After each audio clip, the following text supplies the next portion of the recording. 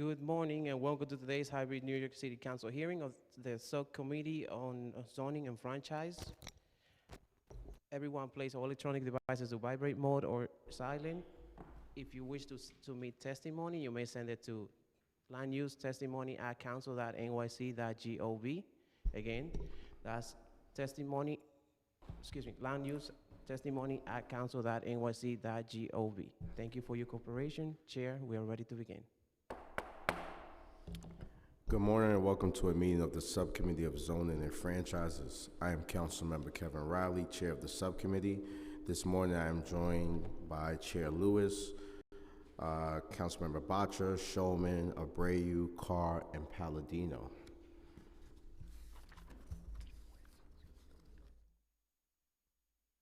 And we are also joined remotely by Councilmember Moyer. Today we will vote on 3 land use items, 2 in Queens and 1 in Brooklyn, that we heard by the subcommittee on June 13th. We will also hold public hearings for 2 proposals,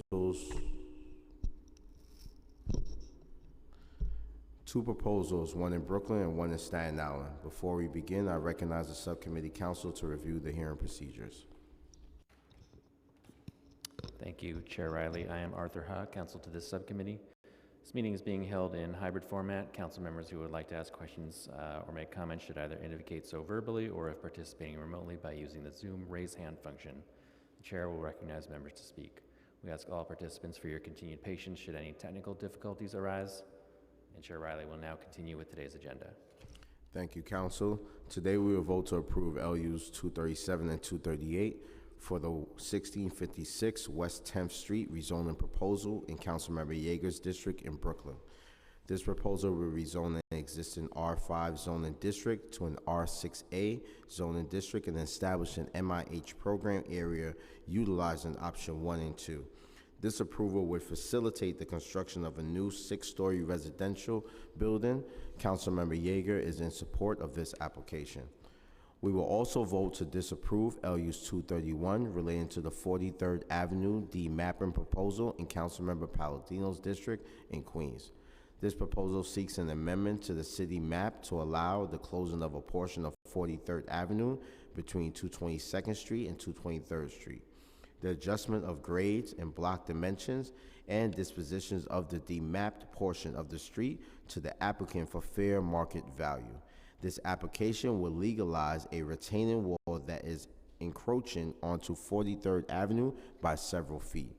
The council will disapprove this application because the evidence and testimony presented during the public hearing made it clear that the applicant created the present conditions by building a significantly large retaining wall to level off the lot and maximize development without regard to the narrow street that the wall is located on or the negative impact it will have on pedestrians in this residential community. Finally, I note that the council is in receipt of the written statement from the applicant that the application for LUs 230 relating to the 189-10 Northern Boulevard Commercial Overlay, also in Councilmember Palladino's district in Queens, has been withdrawn. Therefore, pursuant to Council Rule 11.60B, LUs 230 relating to the 189-10 Northern Boulevard Commercial Overlay is void, and I make a motion to file the items to remove them from the council's calendar. I would now like to allow Councilmember Palladino to give her statement. Thank you and good morning, Chair Riley, and to everybody here. I am opposed to this demapping for several reasons that highlight the negative impact of encroachment onto public land created by the current retaining wall within our residential community. Firstly, it is undeniable that the retaining wall in question is indeed encroaching on public land. Additionally, there is compelling evidence to suggest that the current owner reconstructed this wall. The encroachment itself poses significant concerns due to the location on a narrow street within our pedestrian-friendly neighborhood. The presence of this encroachment directly undermines the intended street design and negatively affects the overall pedestrian experience. The sheer size and height of the existing wall starkly contrast with the predominant condition of the street, which features a more pleasant and sustainable vegetated planting edge between side yards and the sidewalk. The current wall, being in direct contradiction to this established condition, diminishes the quality of life in our neighborhood. Rather than legalizing the present unlawful condition, it is important to emphasize that the appropriate solution lies in the property owner's responsibility to rebuild a retaining wall on its own rather large property that is consistent with the predominant built condition in this neighborhood. Moreover, it is crucial to preserve the public realm and promote pedestrian-friendly streetscape. We should not allow the privatization of public land for the sole benefit of two homeowners. Our neighborhood's well-being and the enjoyment of its residents should, in instances like this, take precedence over private interests. In sight of these points, I firmly believe that voting no is the right course of action to protect the integrity and character of our residential community, ensuring a pleasant and sustainable environment for all its residents. Thank you. Yeah. Oh, okay, great. So I'll also add to this. Concerning the land, the overlay on Northern Boulevard, I am pleased that the applicant has withdrawn its proposal and is willing to rethink how the project can be modified to make it more appropriate. So thank you very much. Thank you. Thank you, Councilmember Palladino. Are there any council members who have any questions or remarks about today's item at this time? I now call for a vote to approve LUs 237 and 238 relating to the 1656 West 10th Street rezoning, to disapprove LUs 231 relating to the 43rd Avenue demapping, and to file LUs 230 relating to the 189-10 Northern Boulevard Commercial Overlay Proposal. Council, can we please call the roll? Chair Riley. Aye on all. Councilmember Moya. Aye on all. Councilmember Lewis. Councilmember Abreu. Aye. Councilmember Botcher. Aye. Councilmember Schulman. Aye. Councilmember Carr. Aye on all. Chair, by a vote of 7 in the affirmative, 0 in the negative, and no abstentions, the items are adopted and referred to the full Land Use Committee. Thank you, Council. I will now open the public hearing on preconsiders LUs relating to the ULURP number C 210314 ZMK related to the 1160 Flushing Avenue proposal in Councilmember Gutierrez District in Brooklyn. This application seeks a zoning map amendment to rezone the existing M1-1 zoning district to an M1-5 zoning district. For anyone wishing to testify on this item remotely, if you have not already done so, you must register online, and you may do that now by visiting the council's website at council.nyc.gov/landuse. And once again, for anyone with us in person, please see one of the sergeant-at-arms to submit a speaker's card.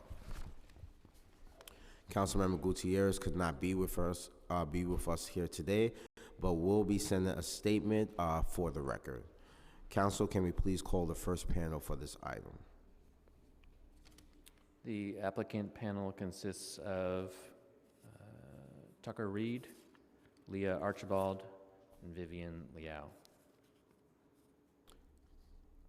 Council, please administer the affirmation.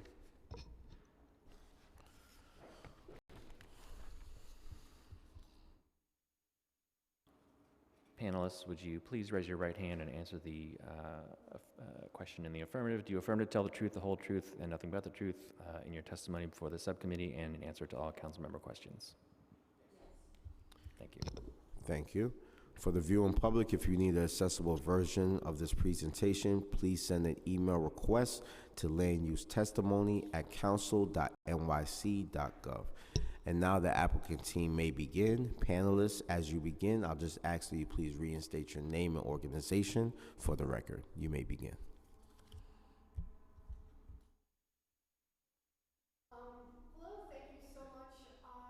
Thank you. I just need you to press the button and speak into the mic. How's that, better? That's good. Thank you. No one's ever told me I wasn't loud enough, so. You're great. Thank you Okay. so much. Thanks so much for hearing this today. My name is Leah Archibald, and I'm the Executive Director of Evergreen. We're the local development corporation that works in industrial North Brooklyn to increase the quantity and quality of working-class jobs in our community. And I am joined by the Totem team. Yep. Hi, I'm Vivian Liao. I'm a principal and co-founder of Totem. We're a Brooklyn-based real estate developer. Tucker Reed from Totem as well. Get started. Next slide. Should we start the? Yeah, like we can't just do it with our blinks, right? We are delighted to be part of the team that is bringing forward this super unique mixed-use application for 1160 Flushing. At Evergreen, we work both to help small businesses grow, predominantly manufacturers, and also our organization is a small-scale industrial developer. We have 5 of our own buildings that we lease out at affordable rates.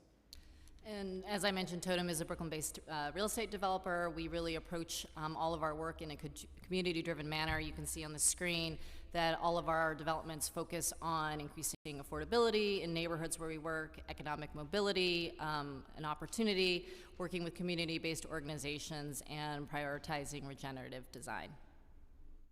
Next slide. So you can see, this is a profile of Community District 4. Let's go to the next slide. This is the more interesting one, I think, is, we work really hard to help manufacturers grow so we can keep working class jobs in our community. And it's really clear from this set of community indicators that this is necessary. You can see that in Community District 4, unemployment is higher than Brooklyn and New York City as a whole. And of course, and you can also see that levels of educational attainment are lower than in Brooklyn and New York City. And one of the reasons that we work with small manufacturers to help them grow is because they are an excellent source of high-quality working-class jobs with low barriers to entry. You don't need high levels of educational attainment. You don't need college. You don't even need high school. You don't need to even have English as a first language mastery. So, we think that any way that we can increase viable manufacturing space in the community is a great way to improve our opportunity to grow working class jobs. And you'll hear more about the 1160 Flushing program, but we think that this is a really good way to allow for increased commercial growth and still create excellent opportunities for small manufacturers to grow. Next slide. And we aren't the only ones that think this, right? So you can see in our own North Brooklyn Brownfield Opportunity Area Study Plan, we had prioritized this corner of our industrial business zone for mixed commercial industrial development as long as there was retention of a certain amount of industrial space, which the 1160 Flushing plan does. Similarly, Department of City Planning prioritized this sort of mixed industrial commercial use, but most importantly for us, this is the sort of use that was prioritized by the community itself through the Bushwick Community Plan. And this project hits a number of different marks that the community prioritized. It has, no conversion of manufacturing to residential. It maintains at least one FAR of industrial in exchange for additional commercial density. And also, it prioritized Flushing Avenue as a truck route and as a commercial route. And, also this prioritizes industrial growth along the Flushing Avenue corridor. Next slide. So a little bit more about our plan. What this area, in our plan refers to this competing and conflicting uses area, where we acknowledge there's all sorts of different kinds of developments happening here. But in order to allow for additional commercial growth, we'd like to see the retention of a minimum of 1 FAR of industrial, and the 1160 Flushing project does just that. Next Next slide, please. So I'll walk you through the specific project details quickly. Next slide. Yep, this slide orients you to the specific location in Bushwick. Here you can see these little dots in red we're located on Flushing at the intersection of Wyckoff Avenue, just around the corner from the Jefferson Street L stop. Next slide. And the current zoning of the area is M11, and we are seeking a rezoning to M15 in line with the community planning goals that Leah just outlined. Next slide. Here's the aerial view of the rezoning area. You can see in that full kind of mid-block to the Wyckoff intersection there in red. Next slide. And then of that red outline, our specific development site is in the hash mark red here, the 2 tax lots that you see outlined. Next slide. And then these are just a few aerial views. We can flip through quickly, site views where you can see the existing current conditions from all 4 corners of the site. And then here is a rendering of what the project would be. The next slide. What we're really excited about, which Leah outlined at the beginning, is the potential to use this project to create a precedent and a model for industrial preservation in the area. We think it can set a precedent for projects in North Brooklyn and beyond. Specifically in this case, we would be preserving industrial uses on site, the minimum 1 FAR that Leah spoke about, and providing growth opportunities for new businesses while also creating space for community-based retail. You can see the breakdown of the space here, and altogether, our projections show this has the potential to generate hundreds of new jobs, including up to approximately 40 industrial jobs. Next slide. And then here you can see some comparable precedents. The plans for this project call for ground floor retail space with a mix of industrial and office in the upper floors. Next slide. And then, as Leah mentioned, we've been working with Evergreen since the beginning of conceptualizing this project, but Evergreen would not be going away in their involvement in this project and would be working day to day with us on tenanting the space. So I'll turn it back over to Leah. Yeah, so we've been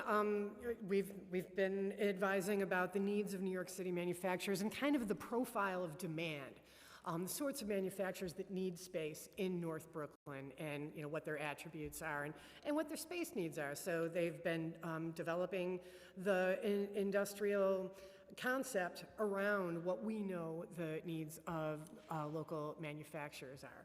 And we've been working with our colleagues throughout the community to both ascertain their opinion and inform them about the project. And finally, when it's up and running, we hope to be able to be recruiting ideal manufacturing tenants for the building and ensuring that the space stays viable for manufacturers. Next slide, please. I'll just talk you through the balance of the program here real quick. Again, Tucker Reed from Totem. We're really trying to draw on the very vibrant arts and cultural scene in Bushwick. Hopefully you'll see that reflected in some of the building program here. Next slide, please. And then here you get a nice view of how these 3 different programs come together. The pink color is retail, and we think there's a really interesting opportunity for a kind of blend of industrial and retail to coexist on the site, the darker blue being the industrial uses in the building. So, ground floor retail broken up into small spaces for local small businesses, entrepreneurs. We're also reintroducing an old freight throughway that used to exist on the site and creating a pedestrian alley that would be lined by retail on both sides. And again, we can create really small retail spaces there that should be accessible to neighborhood entrepreneurs. But as we move up into the building, you can kind of see how the industrial uses and the retail uses might coexist Think about like a furniture manufacturer or a distillery or a jewelry maker who can be making their items back of house and then having like a showroom front of house that's accessible to the public, and then the balance of the building being more traditional commercial uses. And if you go to the next slide, you can start to see how in site plan this could work. You could have a dedicated access point for the upper parts of the building off the retail alley. Next slide, please. Then you start to see how the industrial and the retail could coexist as you start to move up into the upper parts of the building. The loading dock is relegated to Flushing Avenue, which is where the heavy truck traffic is already in the neighborhood, so trying not to really be disruptive to traffic plans in the neighborhood. And then the next slide, you start to see, now we move up into more traditional commercial uses, and they could be dedicated to if a single tenant wanted to take an entire floor, or break it up into smaller spaces of 2,000 to 5,000 square feet for neighborhood businesses. I think, and Leah and us have talked a lot about the need for commercial space for folks like architecture firms or digital design firms or post-production for podcasting or film, a lot of which is happening in the neighborhood. So really trying to create a maker ecosystem in the building from the ground level up to the top.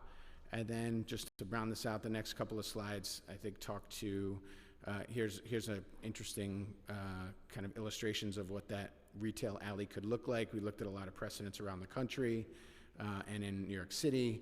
And then the next slide talks to our focus. Here's the existing condition today, really bringing back to life that transportation thoroughfare that I talked about, the old train throughway that used to go through here, and reimagining as the pedestrian walkway.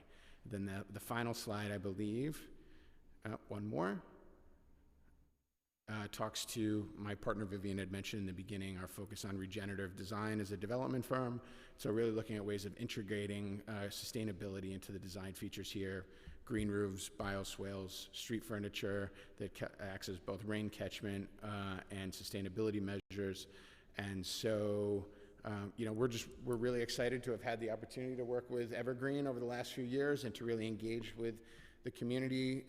We've probably been working on this project for 3.5, 4 years at this point, and have had a very robust kind of neighborhood engagement throughout the conversation, and hopefully that's reflected in the very positive endorsement we got from the local community board as we went through the process. Yeah, and I think one thing I would tack on, this is really unusual for our organization to be involved with a private developer, but one of the recommendations from our own Brownfield Opportunity Area Planning Study was that if we want more high-quality manufacturing space for our small manufacturers, these are the sorts of partnerships that we have to get creative about and cultivate. So we're really happy to be part of this. Thanks. Thank you for your time. Thank you. Just have a few questions that I'm going to pass it to my colleagues, see if they have any questions. Very interesting concept and idea what you guys are trying to bring to the Bushwick community. Have you identified any tenants for the office space in this building? And what types of businesses do you expect to locate here? And what makes you feel that what makes you confident that the building will lease up? Yeah, so obviously we're very early in our process in terms of, we're only even at conceptual design. So if we were to get the rezoning approved, we then enter into a more robust design process. So we're a few years away from even embarking on construction probably at this point. So it's really too early to talk to commercial tenants, but I think what gives us the confidence to move forward is not only the interest that we're already seeing in the retail and the industrial space, which would hopefully unlock a lot of the financing for the building, but also just there's been like extraordinary office growth in this area, particularly post-COVID. There's a number of buildings that we looked at as precedent, both in North Williamsburg and Bushwick, where they're seeing quite significant office leasing velocity. And I think it's a reflective of like people want to be working close to home in the post-COVID world, not necessarily commuting into Manhattan, and particularly a lot of the local entrepreneurs in this corner of Brooklyn for their ability to set up shop around some of the businesses that I mentioned around like post-production for digital, podcasting, the kind of creative maker economy that's in this part of Bushwick, Netflix has a huge presence in the neighborhood, and not to say we're going to go out and try to get Netflix as our tenant, but there's all sorts of secondary and tertiary, service providers for those types of large maker facilities that you could imagine being a part of a building like this. So we know that it's a bit of a pioneering project, but I think it's also why we're excited to work on it, because we're trying to prove to both the marketplace and to policymakers that there's an opportunity for industrial and more traditional commercial to coexist in a single building. I agree, and I think as essence of what you talk about, what I'm trying to grasp is the infrastructure of how you're going to set this building up. You talked about Netflix. I think you mentioned podcasting. You also talked about maybe furniture. So is there a specific type of, tenant that you're looking for to attract in this area? And you talked about other office buildings in the same facility. Do you know the usage that they have within those office buildings? So I think the identity of the building that we would be working towards, and Leah, please help me with that, but it's very much like a maker economy building, right? So not every piece of the maker economy is necessarily like heavy manufacturing, but it's people producing content or people producing art or people producing digital media. And I think that's where we really see a niche.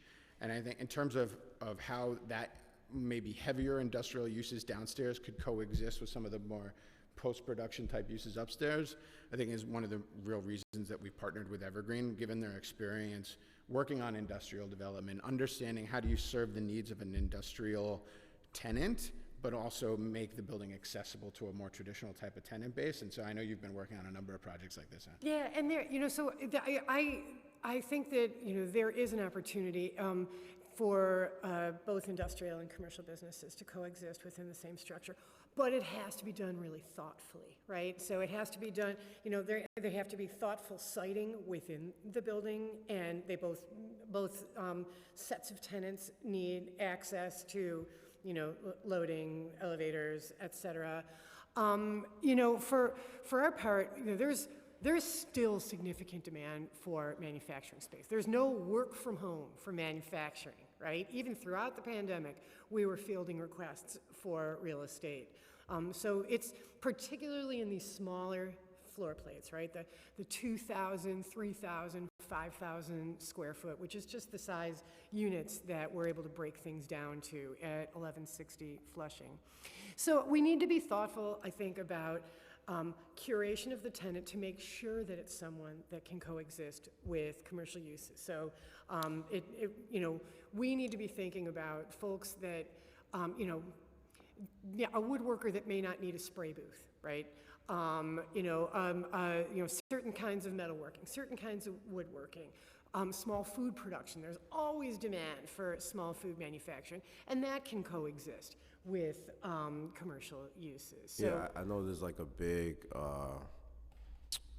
ask for like ghost kitchens for like chefs. They're looking for like spaces when they want to host like private events. So I know that's something that's really becoming an attraction now. But thank you for that answer. My next question is, I'm concerned about the Evergreen relationship. How will it be codified as time goes on, and what will be the long-term involvement with programming within the building with Evergreen? well, we obviously, we're part of, the application team at the front end here. But I think over time, when it's time to start, recruiting tenants, we will be formally working with 1160 to be identifying potential tenants and bringing them in, as well as monitoring and oversight to ensure that the industrial space is being leased to manufacturers. Okay. So we plan to, and just so there's a legal mechanism to give some teeth to the oversight, we plan on entering into a restrictive declaration with Evergreen to codify those commitments to the building. We've pre-negotiated the document, and we're happy to share it with the committee if that's of interest. Yes, please. Thank you. My last question, how will the proposed zoning advance the goals of the North Brooklyn IBZ plan especially on the sites that are not subject to your agreement with Evergreens Exchange. You want to start? Or? Yeah, we live in an imperfect world. We're real comfortable with this as it pertains to the sites that Totem has control over. And we're also pretty comfortable with the other sites. One of the buildings is overbuilt already and couldn't get any bigger, even under the new zoning. Another one is an active industrial site that is likely to just stay a metal fabrication site because they have a viable business.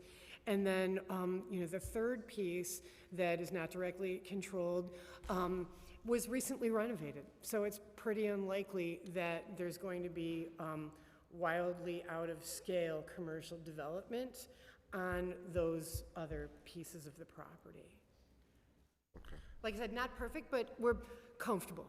Yeah, and I think just a final point, Councilmember, in terms of the how it advances the goals of the IBZ, I think both our intention originally in seeking out Evergreen as a partner, and I think Evergreen's willingness to work with us, and then I think throughout our conversations with community stakeholders, is that folks in this part of Brooklyn, I mean across the city, but particularly this part of Brooklyn, have been talking for a while about how do we revitalize industrial uses and use, more revenue generating uses in a building to really cross-subsidize it. So there's been talk about it for more than a decade now that I'm aware of.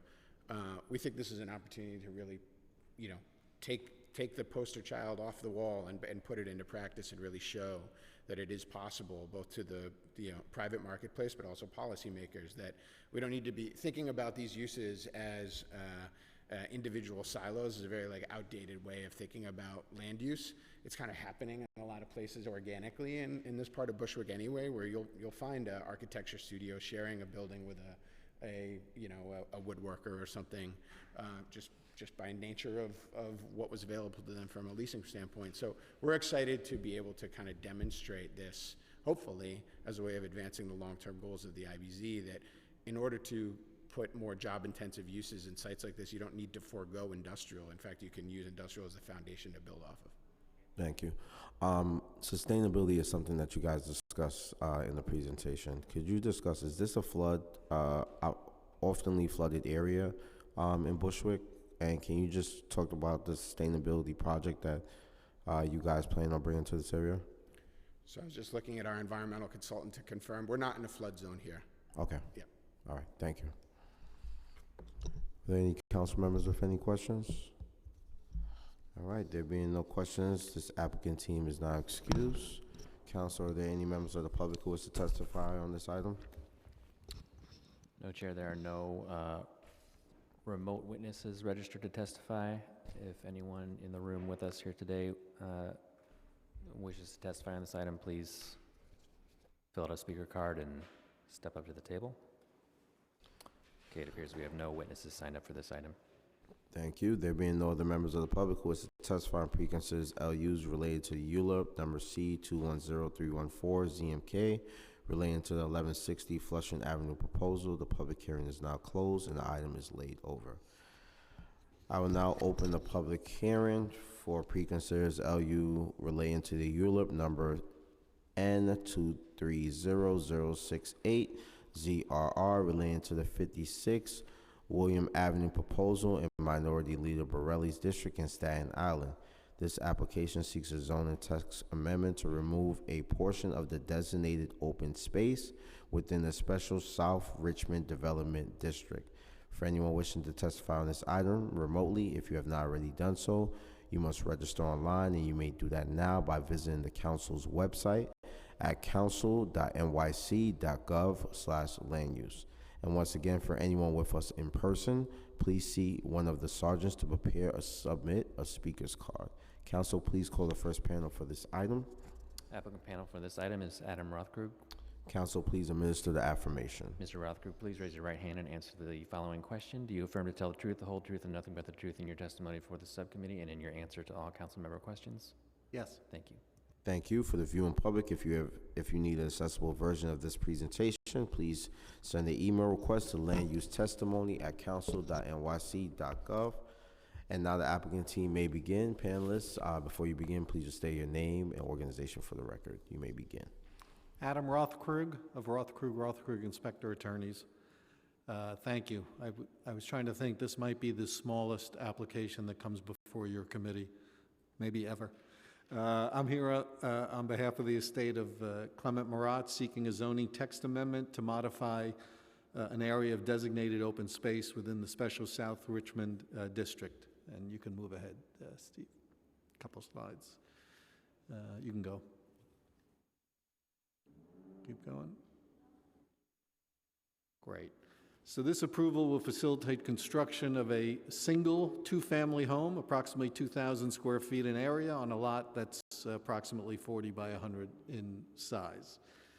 If you move forward to slide 7.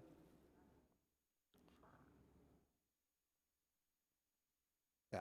The existing open space totals 10,712 square feet, but it's not connected to an open space network, and this space is actually scheduled to be removed by the city itself as part of a city planning text change that is pending with the City Planning Commission. Will probably be coming to the City Council within the next 2 to 3 months.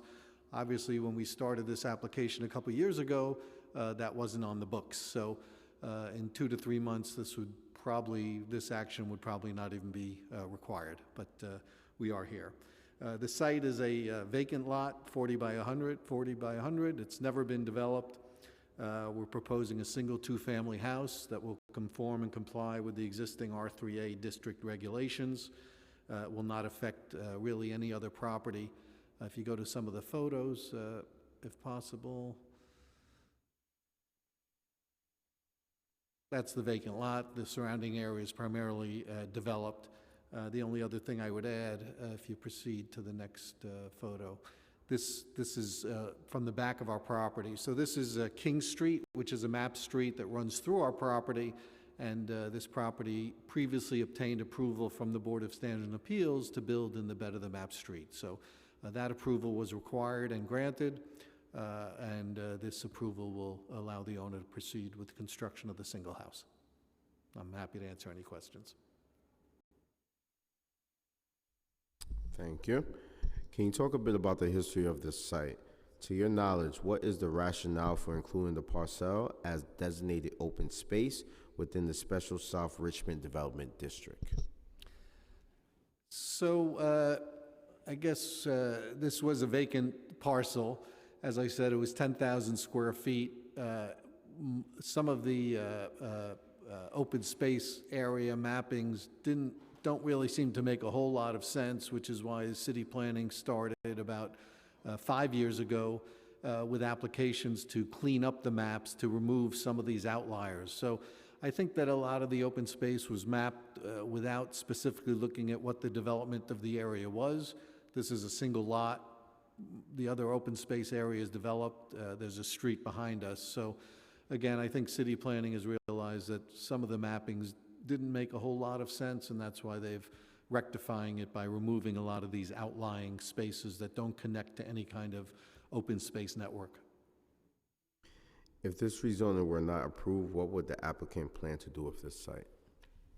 So we wouldn't be able to develop it without removing the open space.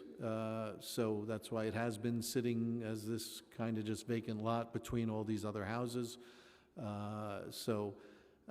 Again, if this application were not approved, what we'd probably do is wait for the city's application, which is pending, and we'll probably would have eliminated the need for this application because the city has recognized the appropriateness of this on their own. Thank you. Do any of my colleagues have any questions? Nope. This applicant is now excused. Thank you very much. Council, are there any members of the public who wish to testify on this item? Chair, it appears there are no witnesses signed up to testify for this item. There being no members of the public who wish to testify on preconsidered LUs relating to ULIP number N230068 CRR related to the 56 William Avenue proposal, the public hearing is now closed and the item is laid over. That concludes today's business. I would like to thank the members of the public, my colleagues, subcommittee council, Land Use, and other council staff, and Sergeant at Arms for participating in today's meeting. This meeting is hereby adjourned.